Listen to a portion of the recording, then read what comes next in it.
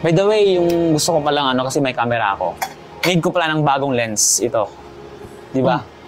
Though may kamahalan siya, pero at least nagagamit ko.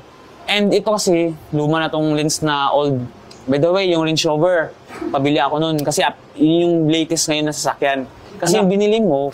Kala ko ba may trabaho ka na? Baka naman puro umpisa lang ginagawa mo. Simula pa lang sa abroad ko. Hanggang ngayong retired na ako. Parehas pa rin mga sinasabi mo. Wala bang bago, anak? Kailan mo ba ako papatikimin ng sweldo mo? Kailan mo ba sasabihin sa akin na tayo, huwag ka mag-alala. Labas tayo. Treat ko. Tay, anak mo ko, di ba? Dapat ma-responsibility ka sa mga gusto ko. Ba, ilang taon ka na? Hanggang ngayon ba naman wala ka pa rin sariling disposisyon sa buhay? Nagtatrabaho ka na.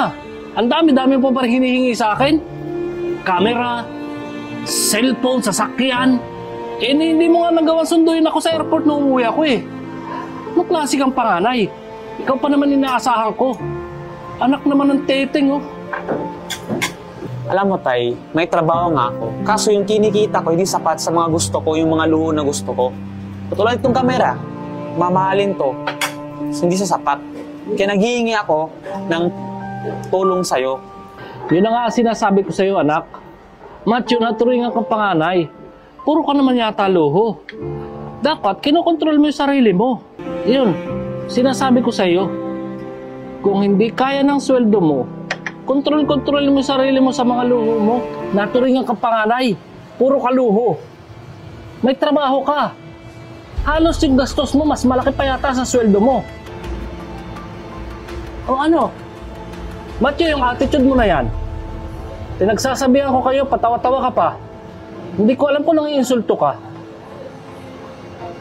Naturingan kang panganay. Alam mo, Dad, kaya ako natatawa kasi di ba yung retirement plan is malapit na sa death.